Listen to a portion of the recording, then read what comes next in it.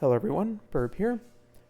A couple days ago, MrDrPancakes went and approached me about some help with the Aries Cup. Just a quick video. I would like to go through what I told him. This is sort of a reference document if one, he forgets and needs the reference guide, and two, if you're playing along at home and want to build like he is building. Again, I am just one perspective. I wasn't the only content creator that he approached for this, so he may take some of my advice, he may not, because not everything that I say is 100% correct, because I am a late surger perspective. The team that he was running, which I found was pretty cool because it's the thematic team, was the John Umamusume, specifically 2, 3, and Cinderella Grey in Anime Teio, Kitasan Black, and regular Oguri Cap. And these characters are quite interesting because they all sort of just fight for the mid race and then win if they are able to make it to the late race. They're sort of like, Kitasan Black is a speed carryover character, and the other two are final straight bombs. So if we're able to position ourselves well, we will do well with these characters. And that is what I was essentially, the broad overview of what I was suggesting with these three characters. Kitasan Black was the one I had the least experience with because, again, not a frontrunner player, but the thing with this character is if you're able to win the mid race somehow, which is very difficult to do, you sort of just win because Victory Cheer, you still only have the speed component.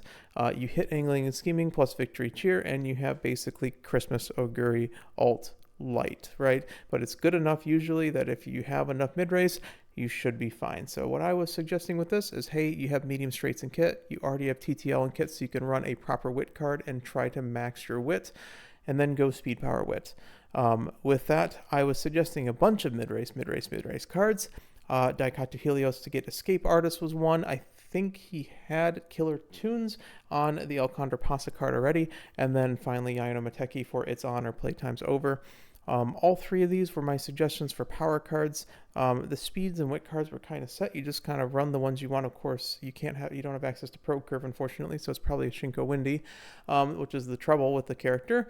But if you're able to get the mid race on this character is quite powerful. But again, if you're fighting V Bourbons, you're going to struggle a little bit. But at the very least, this sets the pack pace, so it's not even a bad thing to run in solo. The next one was Oguri Cap Original. I have quite a bit of experience on this character, running her in T training. If you make it to 200 meters in 5th place, you are probably podiuming or winning. Now, she is weaker than Christmas Oguri, this one. However, Triumph Impulse is a good skill, and if you're able to hit and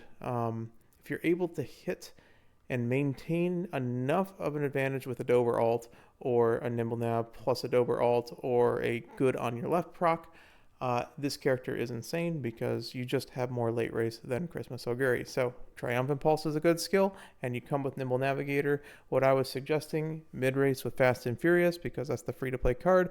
Try to get It's On with Yaino Mateki or Playtime's Over.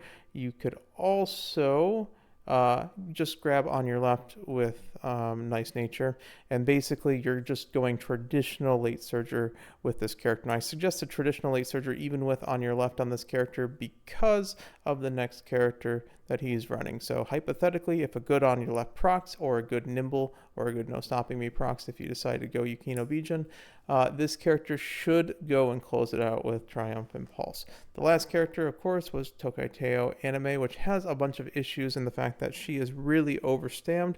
In the pace chaser position and the late surger position, you just have recoveries and Spring Runner. And really the Spring Runner is what I was latching on to.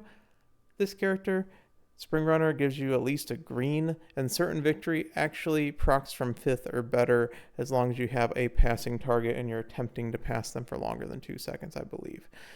So this is not necessarily a pace-only ultimate, but you can run her pace. You just kind of put Doto on it, and I did say this, you just put Doto and then you grab Killer Tunes for your mid-race, and you essentially have to like Yukino Bijin, No Stopping Me plus Doto to try to get enough of an acceleration and followed by your ultimate for the late race to win the game.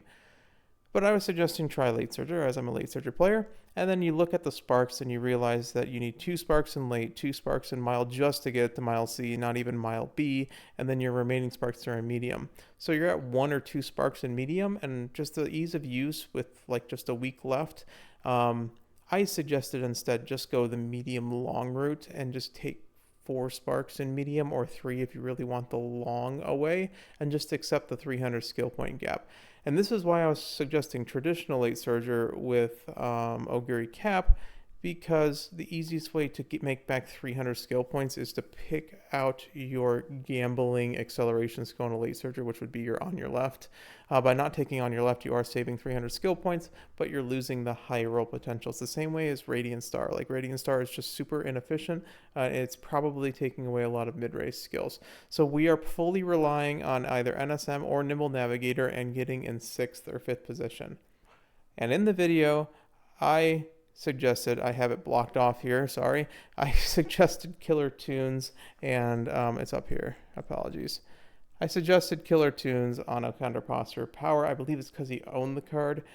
I was in a mood with Gold Ship trying to lobby gamble, and yes, it's just a lobby gamble. I think it's still possible to hit, but the problem is that, you know, Yainu Mateki kind of exists, and It's On is so consistent, and Playtime's Over so consistent. So it's probably just better to run the Yainu Mateki, get Professor of Curvature, get It's On or Playtime's Over, and then possibly get Yukino Bijin for No Stopping Me. But you don't even need it. You probably can just live with Nimble Navigator plus a 6th, 5th, basically gamble, push up in the pack, and hope that you have enough links to make it the end. So this whole experience was nice. It was short and sweet. It was only about 30 minutes or so of teaching. Like I said, I'm a particular person, and I'm just learning how to teach people in general. So it was nice to have some actual experience and not just me talking to a screen. A couple mishaps happened in the video, and I don't know what he'll cut out and not, but I started going and I started getting into theory mode immediately. And that was like the first mistake I made, because I didn't even take a look at the deck. When I looked at the deck, I realized that he had a lot of good speed and wet cards already. So really it was just the power borrows, and I think he even had an ECP power that I didn't even notice. And that's why I was suggesting Killer Tunes afterwards when I really wasn't before. So I got into my theory mode like I always sometimes do, and and I didn't even take a look at it. And that's really the first thing that I guess I can give to everyone, is when you are teaching somebody, evaluate the situation first before you just start talking. The second thing is, there's always a puzzle. I was stumping myself, but sometimes it's okay just to sit there, look at it, and think. That was the Teio thing. Hey, Teio's just going to have trouble in the Pace Chaser position. There's possibly some hope in the Late Surger position as well. Now, it's good on both. I'm sure there's another perspective on it from another creator in that video, but you need to play to your Uma strengths, and Uma's ultimates are not always just built for the one singular position that they're in. Even though Triumphant Pulse is 2nd through 5th, Oguri Cap is great in literally 4 roles. Like, it's just really, really good. Now, Triumphant Pulse in 1st is in front runner is a little tough, but you know what I mean. And then 3, there is hope. There is people who are not running Christmas Oguri and are running comps for the fun of it that will still be strong. I really hope that this team is strong and can show that there are non-meta comps that, when built properly and when built with enough determination, will be able to seize the victory. So I wish you, Mr. Dr. Pancakes, the best of luck. Let me know if you need anything else, of course, but I think you are on the right track to go and get those Christmas Oguri bounties. So, like I said, this has been pretty short, but I just wanted to give my little perspective on what happened with the, just helping out somebody in the Uma space. So I've been trying to get out there with training, and then this came along, and I just was happy to oblige. So I appreciate the invite. Good luck with your runs, good sir, and take care. So take care, everyone. Burb out.